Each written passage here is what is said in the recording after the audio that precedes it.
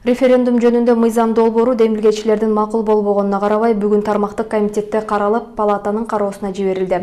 Мыйзам долбоору 5-чакырылышта демилгеленип, бирок 3-окууда 2 добуш менен өтпөй калганын эске сала кетели. Бүгүнкү күндө болсо ал коомдук талкуусуз жалпы жыйында кабыл алынганы турат. Кененирээк кийинки материалда. Референдум жөнүндөгү мыйзам долбоору шайлоолорду өткөрүүнү Конституцияга шайкеш келтирүүнү максат кылат. Анын демилгечилери Өмүрбек Текебаев, Бакыт Төрөбаев, Тынчтык Шайназаров жана Алмамбет Шыкмаматов. Конституциялык мыйзамдуулук комитетинин күн тартибине экинчи маселе болуп коюлган. Бирок аны бекитүүдө демилгечилердин бири Текебаев долбоор парламент жайкы эс алууга кетер алдында шашылыш кабыл алынганын, андан бери коомдук талкуу өтпөгөнүн айтып, бир жумадан кийин кайрылууга чакырды. 4 демилгечи сурап атат. Коомдук талкуу болгон жок. Bir фракция караган жок. Биз күбөт экенбиз. Ушундай жоопкер эмес фракциябызды карап, эл журтка түшүндүрүп, ушул мыйзамды алат деп айтат элек го. Кайсыл фракция карады? Караган жок. Коомдук угуу болду, комитет өткөрүш керек 1-2 окуунун ортосунда. Абдан маанилүү маселе деп айтып атабыз бүгүн. Эң саясий маселе деп атабыз. Өткөргөн жок. Анан бир жума сураса акыры заман боло тургандай бул жерден биз жок. Бүгүн эле өткөрүп кетишибиз керек. Анткени мурунда ушундай мыйзам бузуп жүргөнбүз деген аргумент эмес деп ойлойм.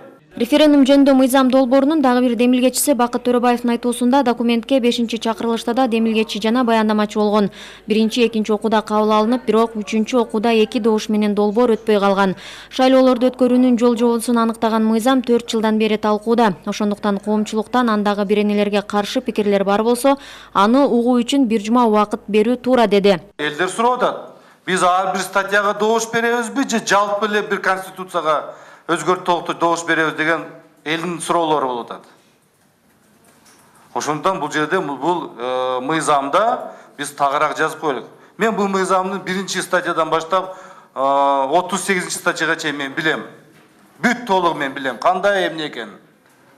Ошондуктан бул жерден бул референдум туура өтүш үчүн бул мыйзам керек. Эгерде демилгечилердин бири бир жумага суранып атса болсо, кичине коомдук талкуу, фракциялар да өзүнүн оюн айтсын. Анда ошого жол берелик. Мурда, значит, бул мыйзам кереги жок болчу 5-созутта, азыр керек болуп калды. Башка демилгечилер Шыкмаматов менен Шайназаров да бир жумадан кийин кароону комитет мүчөлөрүнөн суранды. Бирок социал-демократтар менен Республика ата журттун депутаттары документте азыр кароо зарыл деп туруп алышты. Келгиле бир нерсе иштебейле, бүгүн карайык. Пункттарын немелер бериндер көрөйүк, парламентке алып чыгайык, талкуулайык. 1-окууда өткөн бул каникулга чейин.